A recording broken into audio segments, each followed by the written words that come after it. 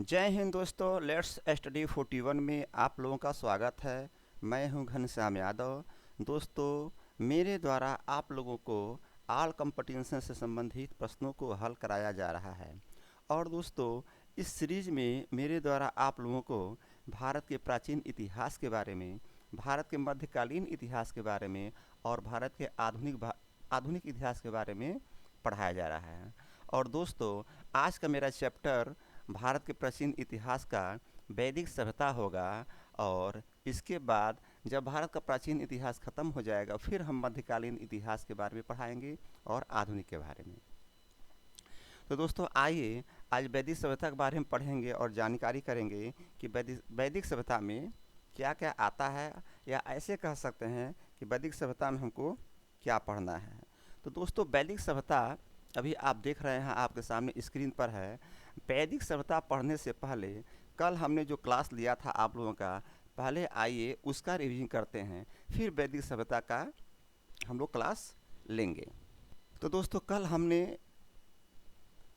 कल हमने जो क्लास लिया था, आप लोगों को पढ़ाया था, वो था प्राचीन भारत के इतिहास के स्रोत में हम चर्चा कर रहे हैं।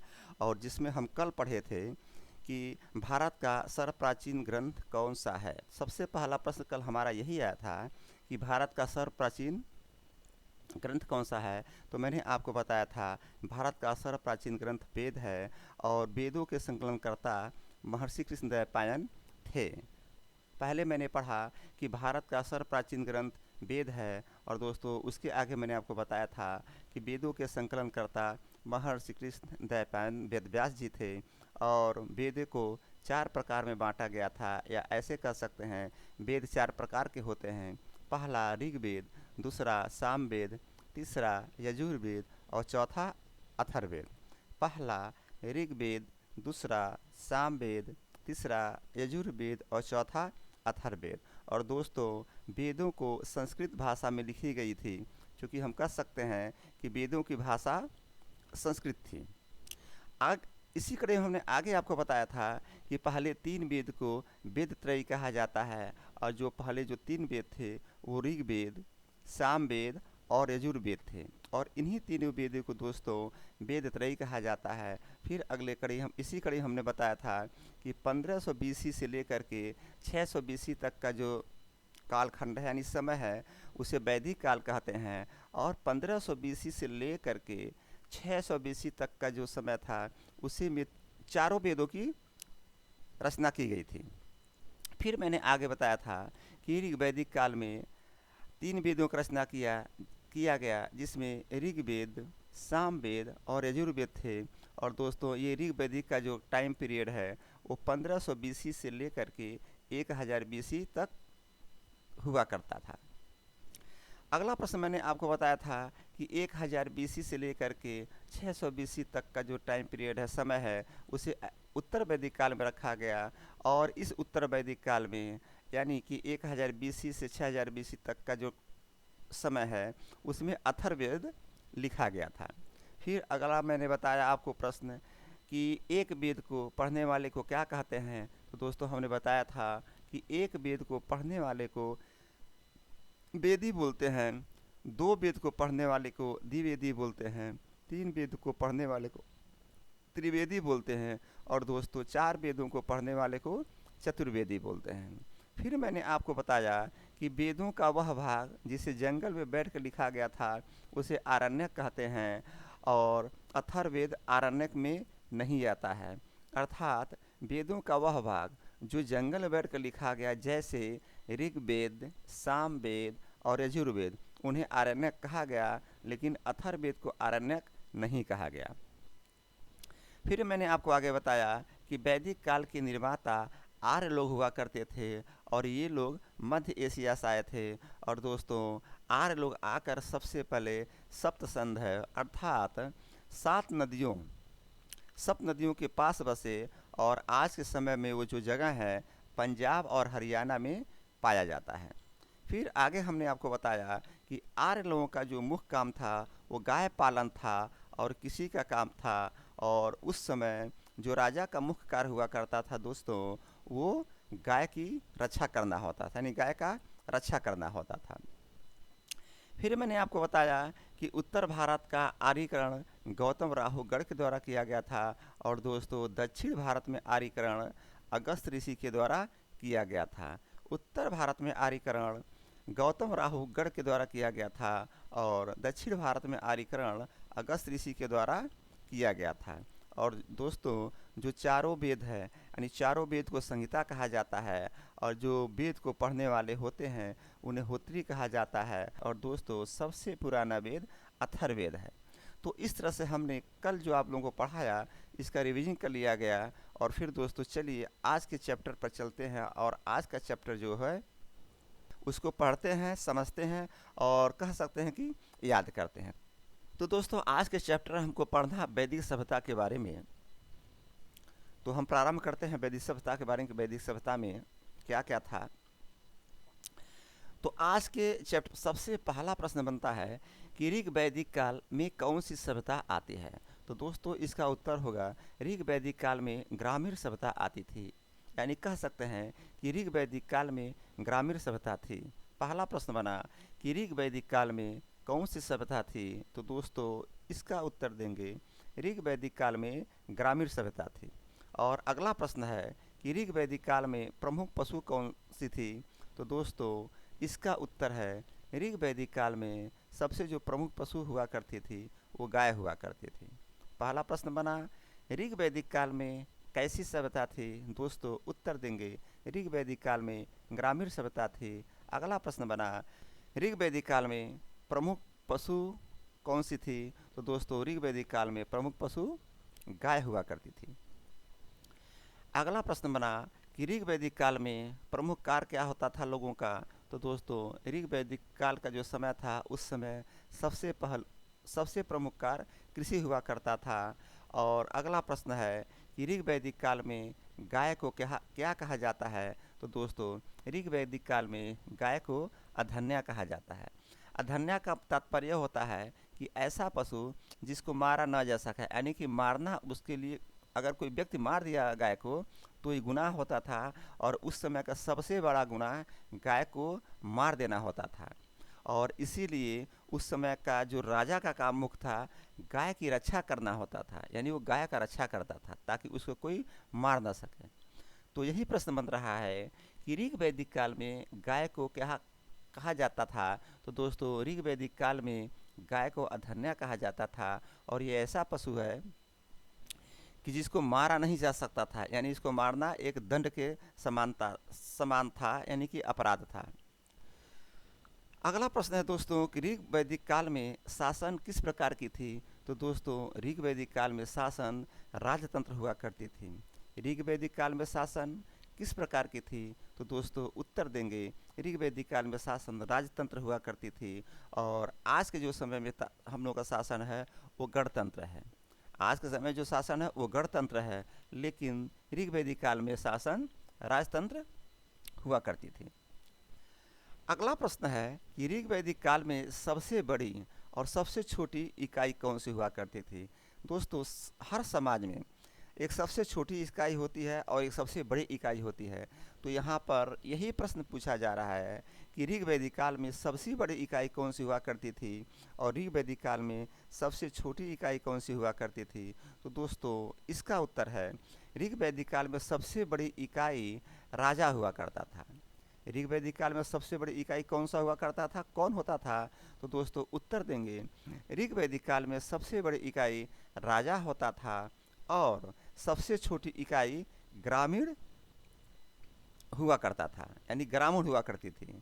तो प्रश्न आएगा ऋग वैदिक काल में सबसे बड़ी इकाई कौन सी थी और सबसे छोटी इकाई कौन सी थी। तो दोस्तों उत्तर देंगे ऋग वैदिक काल में सबसे बड़ी इकाई राजा होता था और सबसे छोटी इकाई ग्रामीण हुआ करती थी। अगला प्रश्न है कि ऋग वैदिक काल में वंश का निर्धारण किस आधार पर होता था। तो दोस्तों इसका उत्तर है ऋग वैदिक काल में वंश का निर्धारण कर्म के आधार पर होता था या कर्म के आधार पर किया जाता था। दोस्तों प्रश्न आएगा ऋग वैदिक काल में वंश का निर्धारण किस आधार पर होता था या किया जाता था। तो दोस्तों आप उत्तर देंगे ऋग वैदिक काल में वंश का निर्धारण कर्म के आधार पर होता था। और कर्म का मतलब ये हुआ, इसके बारे में आइए आप लोगों को समझाते हैं कि जैसे मान लीजिए कोई व्यक्ति अगर किसी घर में जो परिवार का जो बड़ा सदस्य है वो द्विवेदी है या त्रिवेदी है या चतुर्वेदी है। मान लीजिए कि चतुर्वेदी है यानी 4 वेद को उसने पढ़ा है और उसका बच्चा अगर होता है 2 बच्चे उसके हैं, मान लीजिए पहला बच्चा 2 वेद पढ़ लिया है तो उसको चतुर्वेदी नहीं कहेंगे, यानी पापा के नाम पर उसका नाम चतुर्वेदी नहीं रखा जाएगा। उसके कर्म के आधार पर मान लीजिए 2 वेद उसने पढ़ा तो उसको द्विवेदी कहा जाएगा। और उन्हीं का दूसरा बच्चा अगर मान लीजिए 3 वेद पढ़ता है तो उसको त्रिवेदी कहेंगे, न कि चतुर्वेदी। फिर समझिएगा कि पापा क्या है, चतुर्वेदी हैं, लेकिन उनके 2 बच्चे हुए। पहला बच्चा 2 वेद पढ़ लिया तो उसको द्विवेदी कहा गया और दूसरा बच्चा 3 वेद पढ़ा तो उसको त्रिवेदी कहा गया। यानी कि उसका जो कर्म है, कर्म के आधार पर उसने 2 वेद पढ़ा, पहला बच्चा तो उसको द्विवेदी कह दिया गया। लेकिन वहीं पर दूसरा बच्चा जो है कर्म के आधार पर नहीं कर्म किया और 3 वेद पढ़ लिया तो उसको त्रिवेदी कहा गया। लेकिन यहाँ पर पापा क्या है, चतुर्वेदी हैं, तो बच्चे को चतुर्वेदी नहीं कहा जाएगा, द्विवेदी और त्रिवेदी कहा जाएगा। अर्थात यहाँ कर्म के आधार पर इनके वंश का निर्धारण हो रहा है। और ये दोस्तों वंश का निर्धारण कर्म के आधार पर होता था, यह एक बहुत अच्छी व्यवस्था थी। यह एक बहुत अच्छी व्यवस्था थी। मेरा मानना है कि आज के समय में भी वंश का निर्धारण वंश के आधार पर नहीं होना चाहिए, कर्म के आधार पर होना चाहिए। तो जो समाज में इतनी भिन्नताएं या कुर्दियाँ पाई जाती हैं वो समाप्त हो जाएंगी। तो दोस्तों अब इसके बाद अगला प्रश्न बना कि उत्तर वैदिक काल में वंश का निर्धारण किस आधार पर किया जाता था। उत्तर वैदिक काल में वंश का निर्धारण किस आधार पर किया जाता था। तो दोस्तों यहाँ पर देखेंगे उत्तर वैदिक काल जब आया तो यहाँ पर वंश का निर्धारण वंश पर होने लगा। ध्यान देंगे इस पे कि उत्तर वैदिक काल में वंश का निर्धारण वंश पर होने लगा, लेकिन यहीं पर ऋग वैदिक काल में वंश का निर्धारण कर्म के आधार पर होता था। आइए अब उत्तर वैदिक काल का वंश का निर्धारण वंश के आधार पर हो रहा है, इसको समझते हैं। मैंने आपको पहले बताया कि ऋग वैदिक काल में वंश का निर्धारण कर्म के आधार पर होता था, यानी कि अगर घर का मुखिया यानी पिताजी चतुर्वेदी हुआ करते थे तो उनका बेटा चतुर्वेदी नहीं हुआ करता था। मैंने उदाहरण देकर बताया कि अगर उनके 2 बच्चे हैं, एक बच्चा 2 वेद को पढ़ लिया तो उसको द्विवेदी कहेंगे कर्म के आधार पर, दूसरा बच्चा 3 वेद पढ़ लिया उसे त्रिवेदी कहेंगे कर्म के आधार पर। लेकिन यही उत्तर वैदिक काल में जब हम आ जाते हैं तो मान लीजिए पापा चतुर्वेदी हैं तो उनका जो बच्चा होगा वो चतुर्वेदी होगा। वो वेद पढ़े ना पढ़े, 2 वेद पढ़े, 3 वेद पढ़े, चाहे एक ही वेद पढ़े, लेकिन उनका बच्चा अगर होता है तो उन्हें चतुर्वेदी कहा जाएगा, क्योंकि यह उत्तर वैदिक काल है। और उत्तर वैदिक काल में फिर मैं रिपीट करना चाहूँगा कि वंश का निर्धारण कर्म के आधार पर नहीं होकर के वंश का निर्धारण वंश के आधार पर होता था। यानी कि पापा द्विवेदी तो बेटा द्विवेदी, पापा त्रिवेदी तो पापा के बेटा त्रिवेदी, पापा चतुर्वेदी तो बेटा भी चतुर्वेदी। यानी यहाँ पर वंश के आधार पर वंश का निर्धारण हो रहा है। चलिए दोस्तों आगे बढ़ते हैं। अगला प्रश्न आया कि दशरथ का युद्ध किसके बीच में हुआ था और उसमें किसकी विजय हुई थी।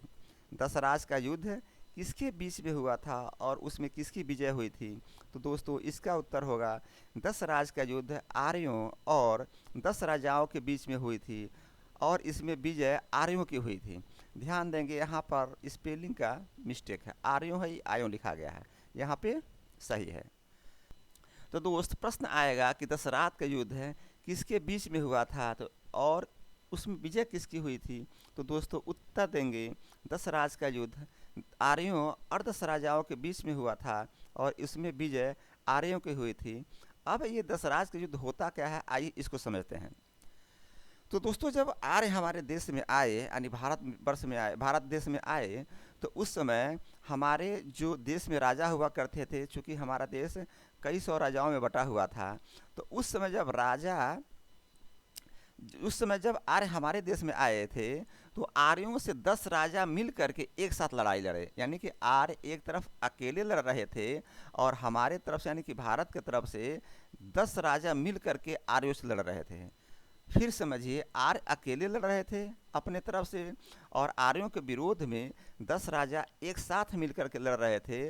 और ये जो 10 राजा एक साथ मिलकर के आर्यों से लड़ रहे थे, इसी को 10 राज का युद्ध कहा गया। और इसमें विजय लास्ट में आर्यों की हो जाती है और 10 राजाओं को आर्य हरा देते हैं। इसीलिए इसको 10 राज का युद्ध कहा जाता है दोस्तों। और लास्ट में विजय आर्यों की ही होती है। और इसमें जो आर्य के मुखिया थे वो भरत हुआ करते थे। भाई किसी भी बटालियन कह सकते हैं या चाहे किसी भी देश को कह सकते, कोई न कोई मुखिया होता है। तो जो आर्य आए और 10 राजाओं के साथ युद्ध किए, तो दोस्तों उस समय जो 10 राजाओं के साथ युद्ध किए आर्य, तो आर्यों के जो मुखिया थे वो भरत हुआ करते थे। तो प्रश्न आएगा 10 राज का युद्ध किसके बीच में हुआ था और उसमें विजय किसकी हुई थी? तो दोस्तों उत्तर देंगे कि 10 राज का युद्ध आर्यों और 10 राजाओं के बीच में हुआ था और इसमें विजय आर्यों की हुई थी। और आर्यों की तरफ से जो मुखिया थे उनका नाम भरत था।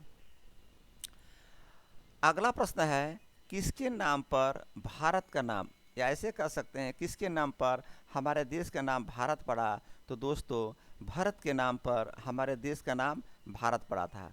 प्रश्न आएगा किसके नाम पर हमारे देश का नाम भारत पड़ा? तो दोस्तों उत्तर देंगे भरत के नाम पर हमारे देश का नाम भारत पड़ा था। दोस्तों अगला प्रश्न है वैदिक समाज पितृसत्तात्मक समाज थी या मातृसत्तात्मक? वैदिक समाज पितृसत्तात्मक समाज थी या मातृसत्तात्मक? तो दोस्तों इसका उत्तर देंगे वैदिक समाज पितृसत्तात्मक समाज थी। प्रश्न आएगा वैदिक समाज पितृसत्तात्मक समाज थी या मातृसत्तात्मक? तो दोस्तों इसका उत्तर देंगे वैदिक समाज पितृसत्तात्मक समाज थी। यहाँ पर अब गौर करें, यहाँ पर दे रहा है एक, पहला है पितृसत्तात्मक और दूसरा है मातृसत्तात्मक। इसके बारे में समझते हैं। दोस्तों आज के जो टाइम में हम लोग जी रहे हैं, यहाँ पर भी हमारा समाज पितृसत्तात्मक है, अर्थात हमारे घर का जो मुखिया है लास्ट में जो डिसीजन देता है उसी को माना जाता है। इसलिए हम अपने समाज को पितृसत्तात्मक कह सकते हैं।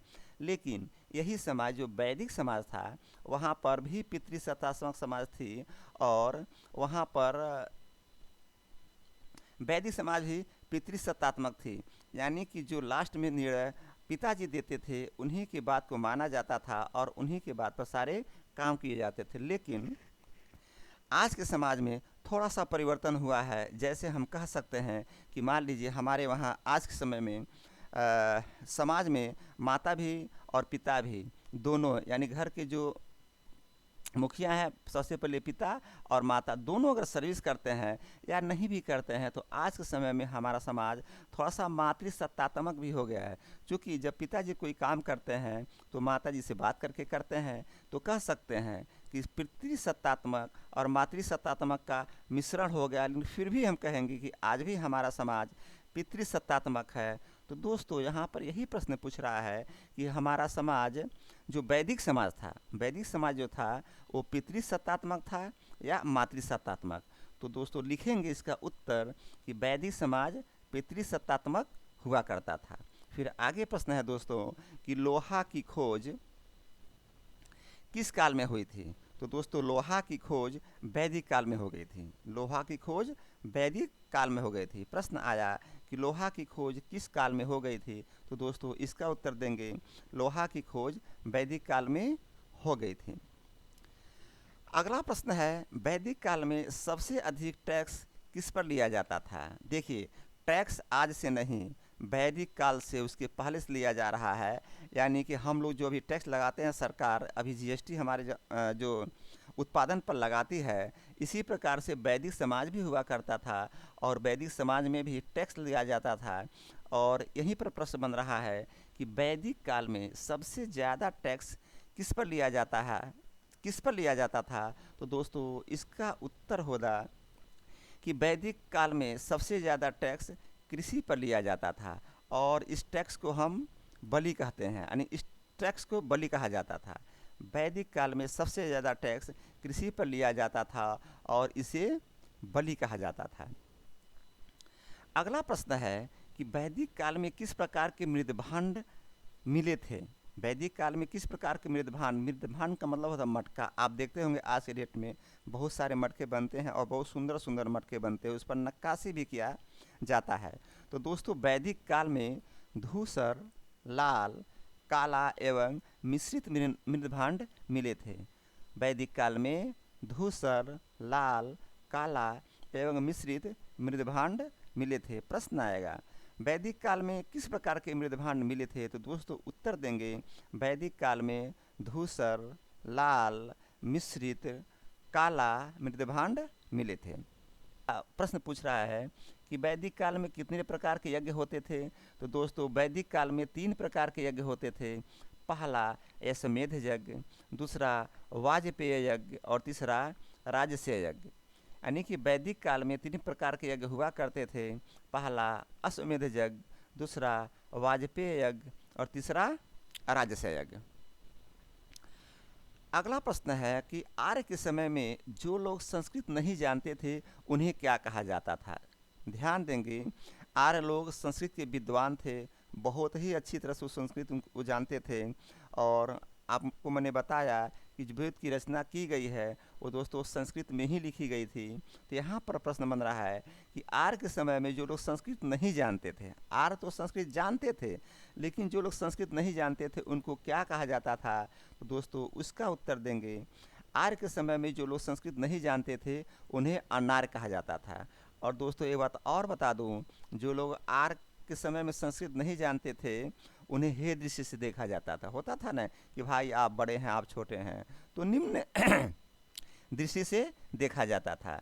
तो आर्य के समय में जो लोग संस्कृत नहीं जानते थे उन्हें अनार्य कहते थे। अगला प्रश्न है सबसे प्रमुख नदी कौन सी थी। उस समय की सबसे पहले प्रमुख नदी कौन सी थी। तो दोस्तों उस समय की सबसे प्रमुख नदी सिंधु नदी एवं सरस्वती हुआ करती थी और सरस्वती को घग्गर कहा जाता था, घग्गर के नाम से भी जाना जाता था। यानी पूछेगा कि सबसे प्रमुख नदी कौन थी उस समय की। तो दोस्तों सबसे प्रमुख नदी सिंधु एवं सरस्वती हुआ करती थी और सरस्वती को घग्गर भी कहा जाता था। अब आइए दोस्तों जरा सांख्य दर्शन के बारे में देखते हैं।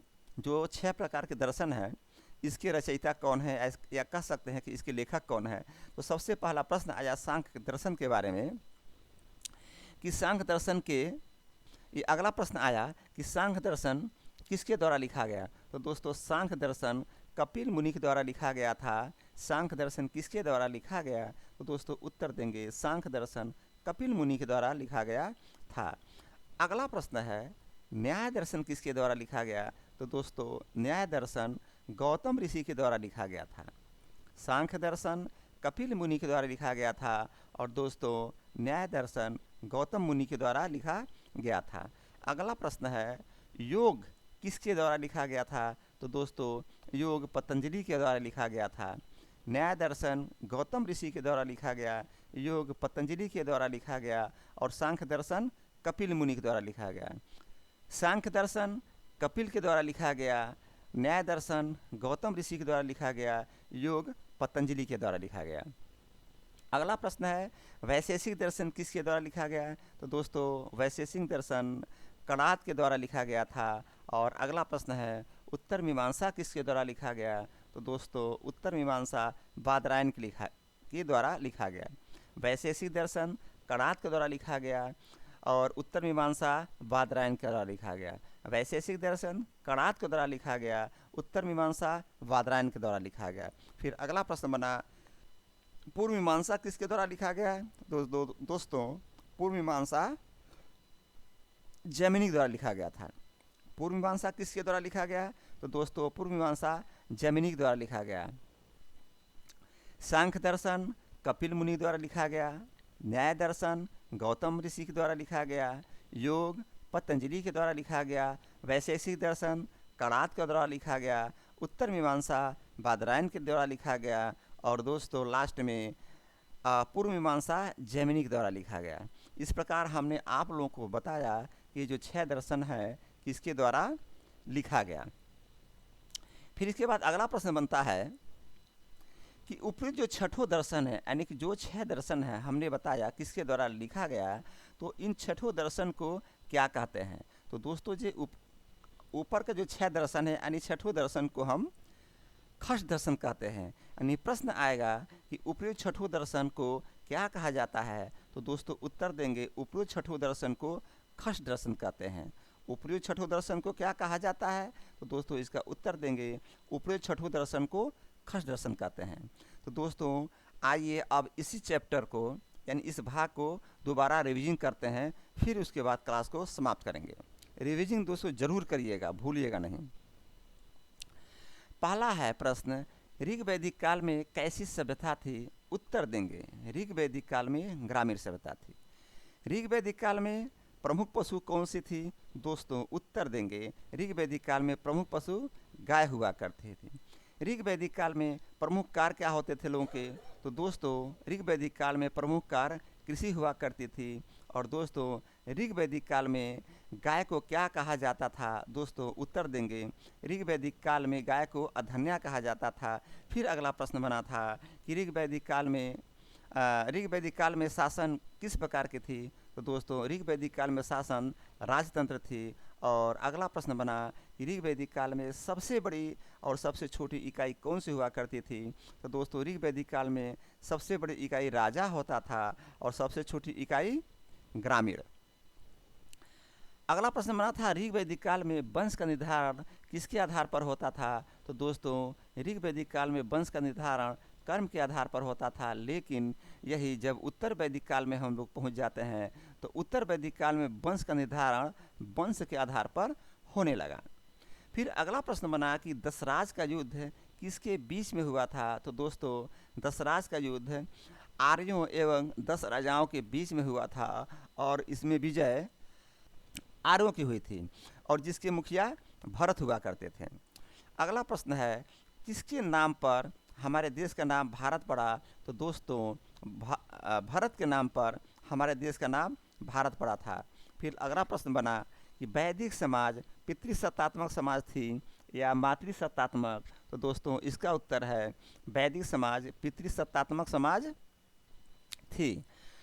अगला प्रश्न है लोहे की खोज किस काल में हुई थी, तो दोस्तों लोहे की खोज वैदिक काल में हो गई थी। फिर अगला प्रश्न है वैदिक काल में सबसे अधिक टैक्स किस पर लगाया जाता था, तो दोस्तों वैदिक काल में सबसे ज़्यादा टैक्स कृषि पर लगाया जाता था जिसे बलि कहते थे।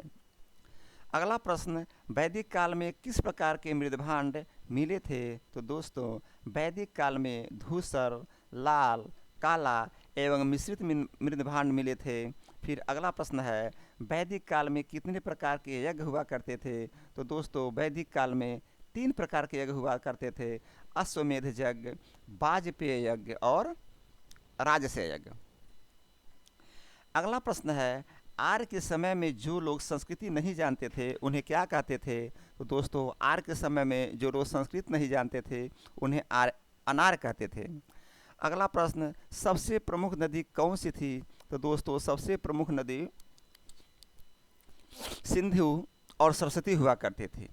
प्रश्न बना कि सबसे प्रमुख नदी कौन सी थी, तो दोस्तों सबसे प्रमुख नदी सिंधु एवं सरस्वती हुआ करती थी और सरस्वती को घग्गर भी कहा जाता था।